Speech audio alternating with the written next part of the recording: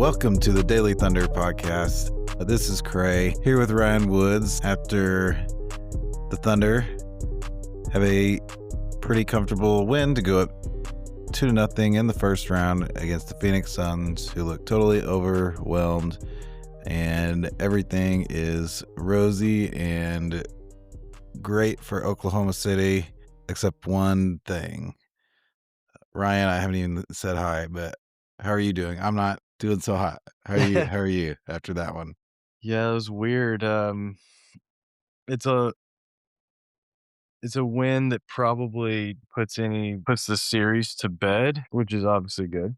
But, you know, JDub goes down, left hamstring, different hamstring than the one that he hurt and then re-aggravated during the season. Yeah, brutal. That is a pretty big gut punch to this team right now. First reaction is it looks so similar. It looks so similar to the re-aggravation to the right one against the Suns, ironically. Hurt the wrist against the Suns last year, so maybe we can just limit his minutes against this team. I don't know. But yeah, they look so similar and it's just not good. There's really no I think the only silver lining here is that the bracket broke the way that it did and that you may could still beat a Houston team or a Lakers team, assuming I would assume that they'll have one or both of their guys that have been injured back by the second round. Like, you gotta think they have a better chance of beating the Lakers than the Nuggets without Jalen. But yeah, I think the other side of it is that could be I don't know, it could be curtains for the chances of repeating. If he just simply can't go anymore. I I just don't know what route they take. Obviously, you would think they'll be cautious, even if it means shutting him down. We don't know any details, so we're just speculating here. But we're a month from the conference finals starting, so I don't know. That just if it's a similar thing to what we saw in the season, that feels like a stretch. So I don't know. I'm pretty bummed. I You can tell me stuff that happened after the injury to Dub, and everything just feels kind of like a blur after he went to the locker room. The game already felt over. There was a couple of kind of fake runs from the Suns, and then the game, 13-point win. It is what it is, but it just feels like nothing but a bummer tonight because that could be devastating. Well, Dylan Brooks does not consider the remainder of the game meaningless. This was a big night for Mr. Brooks. Literally what happened, like, I don't know. I'm sure Shea did some cool things. I'm sure Brooks did some Dylan Brooks things. I think he and Dort were kind of jawing towards the end. Like, I'm not kidding. My brain just goes to, like, hope Yeah, he's okay, and if he's not okay, like, how like, this is probably gonna be, too much to deal with when it comes to the teams that they would face down the road. They yeah, just yeah. they don't produce enough. They don't produce enough. Well, they do. They produce enough. They don't make enough of the shots they produce to overcome what Jalen gives them against against teams in a series who can scout and with big wings. Like, I don't know if it's AJ that starts, if it's Kaysen that starts, or if they. I'm assuming they stick with both big starting and they fill in Dub spot, or if they want to go with spreading out the bigs if it means for that second unit to have a little bit more, just spacing out the creators and the guys that can really create offense. I don't know. I'm just Okay, kind of well, bummed. Go ahead. yeah, yeah, we all are, but yeah, just we'll do a real quick, like, real succinct recap. So Thunder led the whole game, never really ran out to a huge lead until the third quarter. Shea also had an early injury scare, crashing in the paint and bracing and catching himself with his left hand and really overextending his fingers, and then was wincing and bracing his hand for a while, not for the entire game, but all before halftime. But he was still shaking and baking and shooting just fine and finishing just fine. Had really some incredible shot making that's I was really excited about before the JDub injury. How did you think they looked in the first half?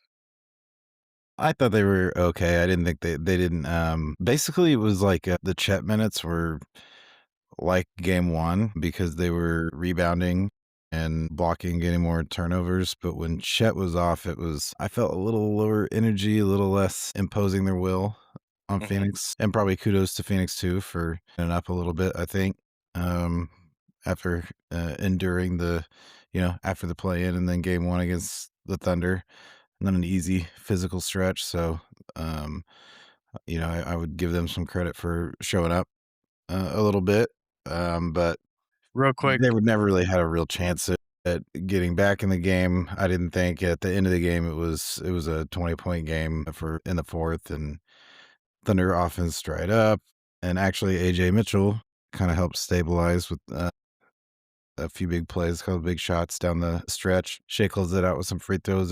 They just kinda coasted through the whim. I think it would be a pretty kind of taking care of business win, but, obviously, JDub was really the best player for the Thunder on the night, so I'm kinda talking around that part, but he was 7 for 8 in the first half. He was just hammering the rim, and he has been, really since getting right, just attacking the rim relentlessly, getting wherever he wants to get, and also shooting threes yeah.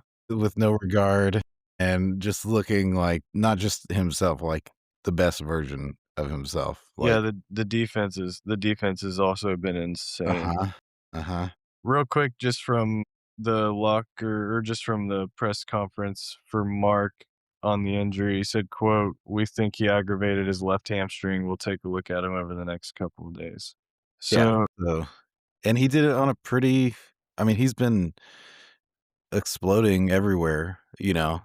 it looked like it He's was been on the fine. landing on that he went up for that layup with his left hand, Yeah. and it didn't look like on the takeoff. It looked like the way he landed on that like the left foot kind of extended. Yeah, that's that's all I can tell from the replay is that it looked like it's a landing a landing one. Yeah, he I had one of those kinda Spider-Man acrobatic yeah, he was kinda looking back up at landings. the rim Yeah. to see if it went in. I'm curious what they I mean, I would assume he doesn't play the rest of the series, Uh, and I don't think you they would need him to, but yeah, he did it's just tough. yeah, and I don't even think it's worth really speculating. He might give us some social media Yeah. insights into his mood before the Thunder announce anything if it's a pretty bad tweak or worse, you know? It didn't look necessarily gnarly, but who knows, you know? It's like he's haunted. It's the same thing. It feels like the same thing, same reoccurrences against the same team even. So anyway, he had missed 1 shot total in that game and pulled up lame and then took 5.5 weeks to come back this time. And to be clear, like, this is the other leg. So, like, this is the first time he's injured that left hamstring. So, I don't really know what there is to glean from that. No, the We'll see. We're not the doctors or anything, and it's the playoffs. I would also just think, he's already risked his long-term health and his career earnings with very major putting up with a very major risk deal Mhm. last playoffs, and it would be a lot to ask if there was, any real chance of really hurting himself by pushing through for the second long, brutal season and postseason in a row.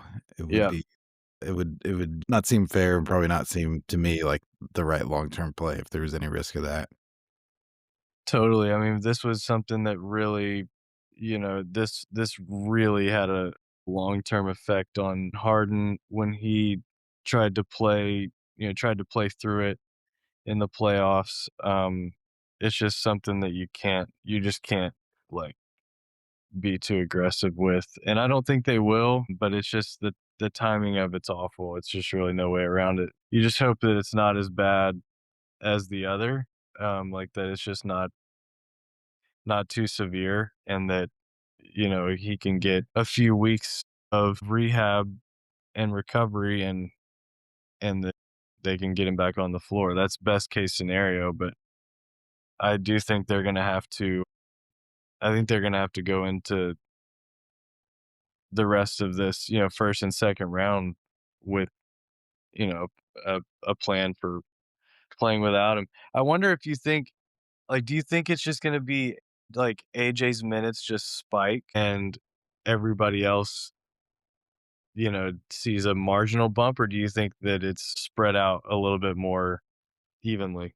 I would guess that AJ is plan A. I will say they don't did basically project his rotation pretty obviously. Honestly, Jay will being a little lower on the minute side, mostly as a byproduct of Chet playing more, but has been really the only some something of a surprise, mild surprise. So I would say they want to do what's working, and roll with their rotation kind of as it's built. So I would guess that AJ, as much as possible, will be that carbon copy of JDub's role. We've talked about how he can't really fulfill that large of a role on both ends of the floor, but 80% is the number I was citing. He can be kind of 80% of that and a very efficient, and he's game. He looks, up for playoff basketball, and where he doesn't have the size, he does have that speed and burst and another herky jerky score that when people are doing their best not to get dizzy guarding Shea, and then here the lefty comes with a weird vocabulary off the backboard. So yeah, I would, I have optimism in how well he can fill in, and I would say more than anyone else is like playmaking, so I give him a shot. What do you think? Yeah, I think it'll be him, and I think he could even start in Dub's place. I th I think and early in the season, it was just such an obvious, like, Kaysen moves into that spot, and those lineups those lineups have just been so good.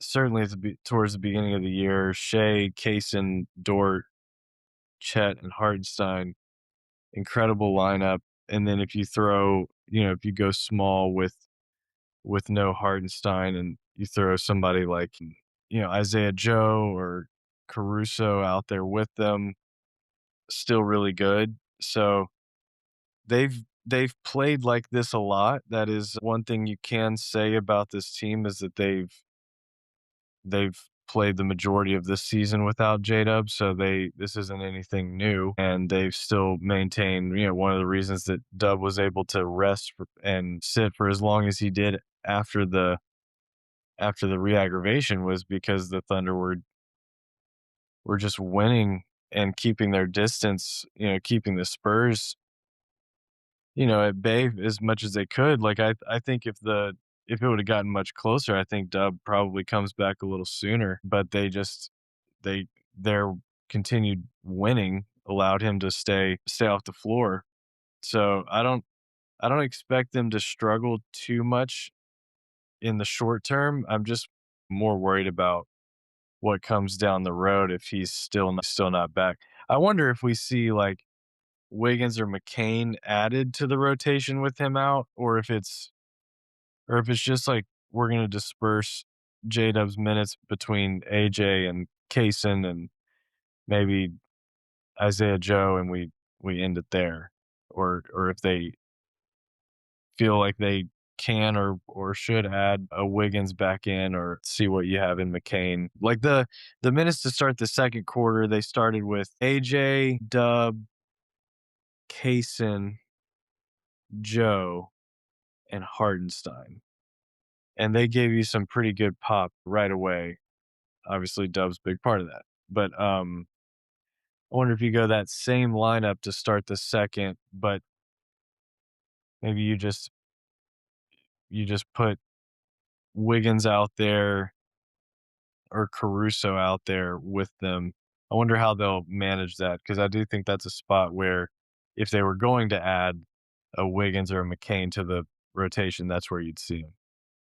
Yeah, and we've talked about this before too. I don't like the splitting the baby approach. I would like to, whether it's Wiggs or McCain, like one of them to get a real burn more so than these kind of patches of 2.5 to 4 minute stretches for one at a time that I feel like we're really stacking up at the end of the season.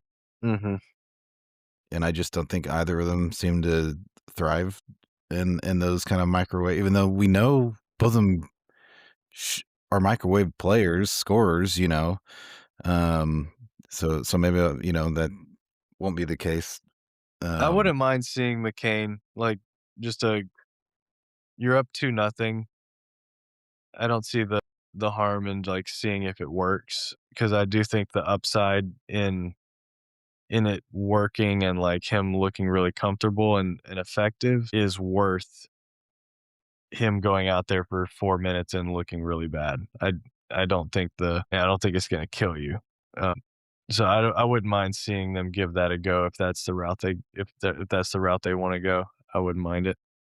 and since we haven't brought it up till now, it probably answers the question, but there were some primary playmaking Case and Wallace minutes earlier this season. Mhm. And he was like scoring 20 a game and racking up some counting stats. I do think he uh looked really good and has developed, but don't really see him as a realistic postseason secondary creator. Yeah, no, I think beyond Shea and AJ, it's really Hartenstein or Jay Will. Like, those guys have one of those guys I think one of Hartenstein, AJ, and Shea have to be on the floor at all times now. Or like you said, or McCain or Topic. Like McCain and Topic, I'm not suggesting Topic, but those are the point guard No, but possibilities. McCain's not that guy. McCain doesn't I don't think McCain is physical enough to just, like, sit on the ball. I don't No, think no, no, not I lead. No, no, no. Yeah. and I'm talking about, like, I think McCain can really accentuate those lineups, but it's as far as, like, the hub of an offense, it has to be Shea and AJ, and if there's no Dub, then I think it has to be Hardenstein has to be out there, and again, we've seen Jay Will play some of that same kind like, center of the universe kind of role at the top of the three-point line and just work off of him. I do think like, if Jay Will can find his shot again, I think that's a very viable option in some of those bench minutes. Yeah, it'd be nice if he had found his shot at home. That's when they were supposed to. Yeah, but I don't Instead of and I don't think, game 3 is not like a scary game really to me, but it's a big downer heading to the road, all this will, that pressure will be felt and it'll be, you know, not in the best environment and I think they'll be okay, but yeah, the pressure's on. I do think so. Western Conference Finals is a month away. It's theoretically you could put that as a somewhat realistic return date, but who knows? I do think the Thunder are capable of making it that far with the roster without JDub. I think they've proven that mainly because of how the bracket fell, yeah, crumbled for yeah, them. no, I think a Lakers series that doesn't have Dub involved at all, I still think the Thunder are favored to win that series, and then you hope that by that time, if this is a similar hamstring injury, to what we saw earlier this season, you would just hope that like he's able to play by the time they start round 3. And I would say, hamstring is much, less scary in general than a reconstructed wrist. And we were very, obviously, and he was too, alarmed about the long term effect on his shooting with the wrist. But his game, the shooting has mostly been like an additive, the cherry on top. His game has always been about his athleticism and his brute force on both ends of the floor. So it's not like, he can come back and he could, shoot up his wrist and struggle with the shot, but still be himself in a lot of other ways. Yeah. And he can't be himself on a bad hammy. Yeah.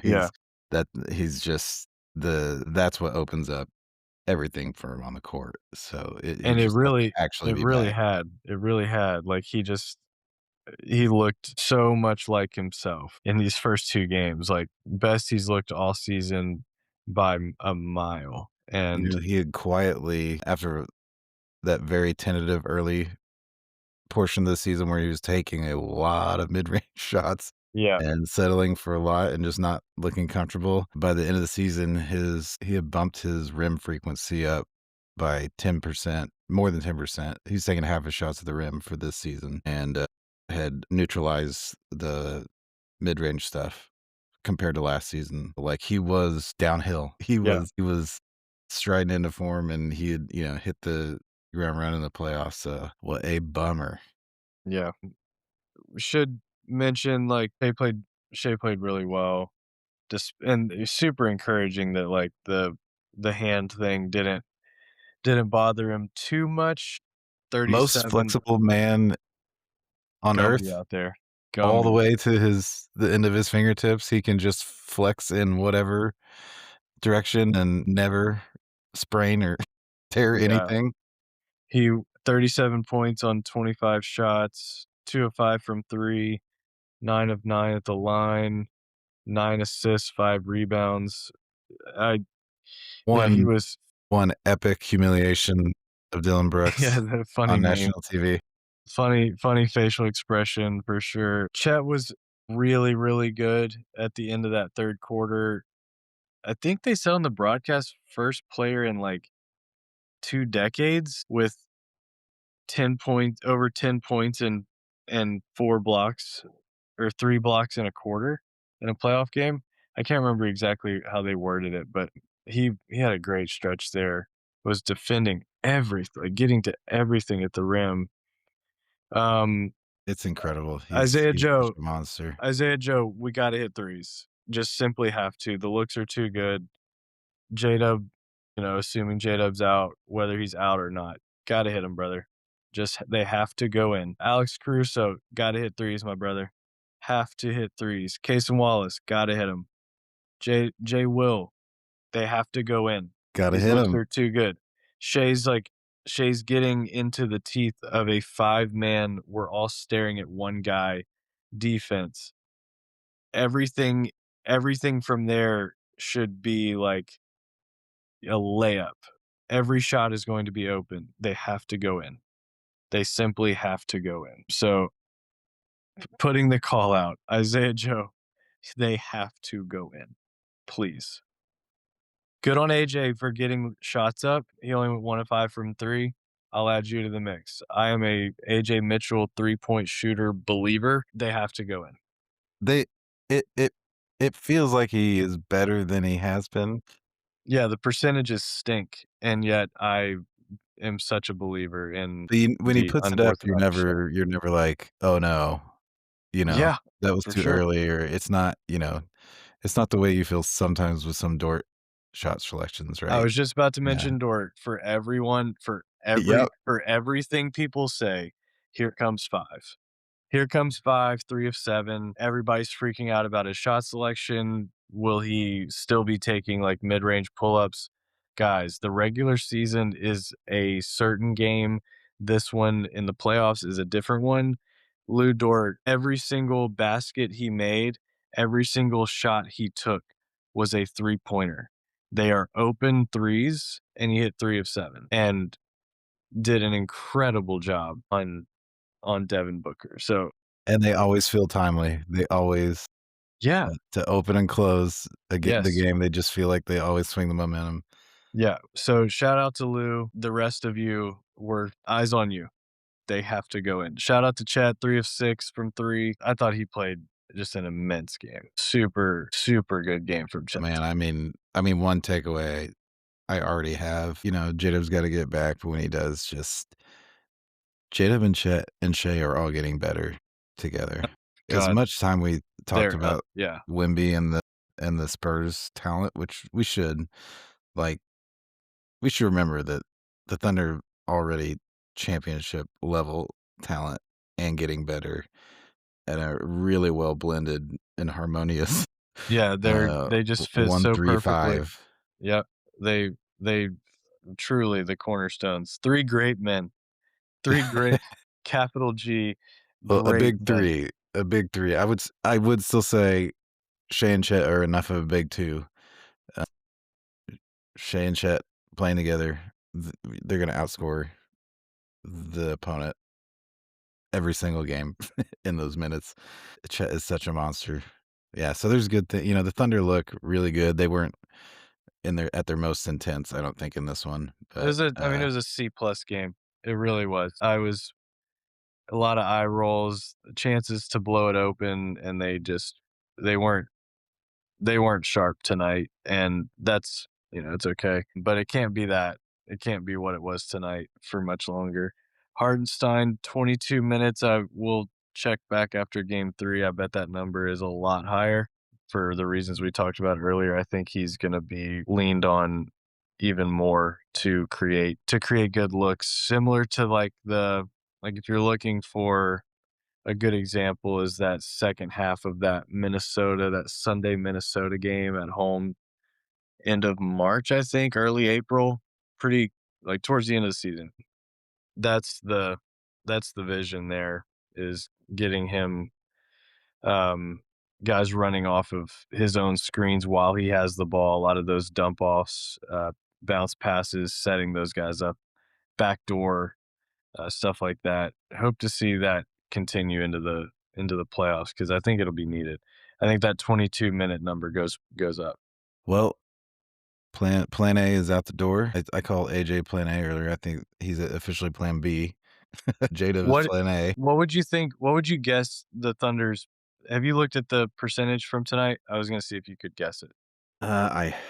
It was high in the first half. It was like 42% Uh-huh. um, from three.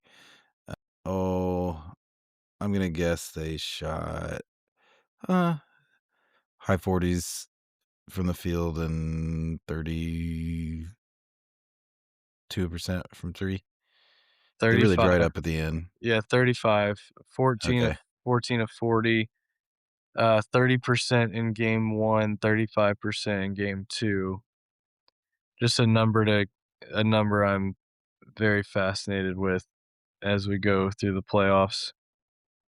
Um, yeah, 30% and 35%, and the 30% was in a rout, and 35% in a 13-point win. I keep framing it this way, but are the Thunder 3-point proof? They were last year, kind of. Yeah, they really were. Or they actually just, like, have had such bad shooting luck and/or inexperienced play whatever mojo stuff you wanna credit to, that their postseason shooting hasn't really lived up to their skill level? Are they actually just underperforming? They're not three-point proof, they're just underperforming because of the shots not falling like they should in the playoffs. Yeah, that number, 21 turnovers for Phoenix, like, that's how you become three-point proof right there. 20 the Suns had 23 assists and 21 turnovers as a team. Um, the Thunder 24 assists, 10 turnovers as a team. That's just how you're gonna create a lot more advantages and a lot more possessions, and you start bending the odds back towards you, which is why we've talked about like league average from 3 probably gonna get it done. And on nights where they shoot it really well, teams really don't have much of a chance, especially a team like Phoenix. So I'm not too worried because the defense has looked really good, but they're especially with JDub out, you're missing his defense, you're missing his overall playmaking and offense, but they have to keep forcing those turnovers and keeping that number pretty high. Yeah, yeah. The playoffs Caruso helps with that Yep, yep. for sure. Yeah, the I number thought Hardenstein, just to go back to him, I thought his defense tonight was pretty awesome. He got switched out on guards a couple times, thought he held his own, forced like, semi-contested mid-range shots. I feel like that's a pretty big win. I Um, would say shout out to Jalen Green. yeah, He's been playing pretty well. yeah, he had some really tough makes tonight. He did take 23 shots to get to his 21, but um, He had a I good first half. he did hit some Yeah. really difficult shots. 1 of 8 from 3 is tough, but I thought Hardenstein did a great job at the rim. Had a couple really awesome rim contests in the first half. Just thought he played a really nice game. A little bit better than the box score. What'd you think of the Navy? That's maybe we could end there. But like the what do you think of the Navy? I have bad memories just because it makes me think of game 1 against Denver. I love it. I'm a total all in on anything on that design aesthetic Yeah. they go to. I'm a sucker for it. Yeah. Yeah. Yeah, I I kinda like that it didn't become a T-shirt off with the Spurs on who can do the loudest, most colorful. I'm not criticizing the Spurs, but I was already starting to get annoyed by, yeah, Twitter, like always, but people arguing about the origins of did T-shirts first and who does them best, and it's just like, better things to argue about. I have to say I missed most of it. I didn't like I do that Spurs look was so sick. So cool. Yeah, they nailed it. They nailed it. If you got those colors, that's, Yeah. Thunder do a lot with not the best, most optimal color palette and logo. Could not agree more. Yeah, they The number, by the way, on three-point shooting, I think I just looked it up. It's if they're above league average on either makes or, like, just three-pointers made regardless of percentage or on their uh-huh, percentage. Oh, no, it's when they bettered their opponent. So if they made more three-pointers or uh-huh. made a better percentage than their opponent, they were 19-1 for the season, which is, like, the best rate for any team in the league. The sorry, reading it sweet. Yeah, I I thought the Navy, I mean, I thought it looked really good. I really like the court. I like the jerseys, but again, the Navy just always makes me think of losing game 1 to Denver. And then if you remember, they ran it back for game 2 and they won pretty big, but you might have to put the Navy on the I shelf was for a gonna bit. say, This is uh, you know couple scars You're here. not you're wash that one away with the potentially the JDub the horror of the JDub injury, so Yep. not stacking we did get the game 2 win, but, at what cost? We'll, We gotta exercise these whatever is haunting JDub. and seeing a lot of, Suns quotes about the officiating after the game. Shocker, I know. Jan. But yeah, definitely keep eyes peeled for JDub on Instagram. I'm sure he'll get something up very cryptic in the next little bit, maybe Yeah. tomorrow. Throws a bone, Jib. Just do something positive, even if it's just total hope, or cope, as they say, It's just, don't make us wait, like, in the dark for a week with nothing but, like, a despondent caption that just makes us feel like it's over. But we'll see. All right, we'll wrap it there. So game two, round one, game two in the books. Round one, getting there. Then we need to take care of business on the road. Um, but yeah, the big question will be what's going on with that hammy, Mhm. and when will we know? Hammy time. When will he be back? And then, yeah, who will, a season full of next man up and next man up and the guy after him. How will that translate to the playoffs? I'm sure the Thunder think that they're capable to press on and get as far as they need to go before you can get back. So we'll see how they do. Any final thoughts? Just more than happy to offer up one, if not both. You can take both of mine, both my hamstrings if you need. Just get well soon. And 14 more, You got to win 16 of these things to hang a banner. They need 14 more.